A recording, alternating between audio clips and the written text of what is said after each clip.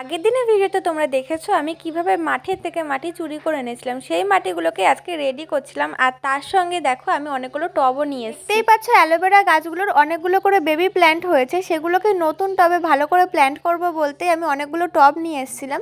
তো সেই টবে আমি ভালো করে মাটিগুলোকে রেডি করে সমস্ত গাছগুলো নিয়ে এসেছি, আর এক এক করে আমি বেবি প্ল্যান্টগুলোকে নিয়ে নিচ্ছিলাম।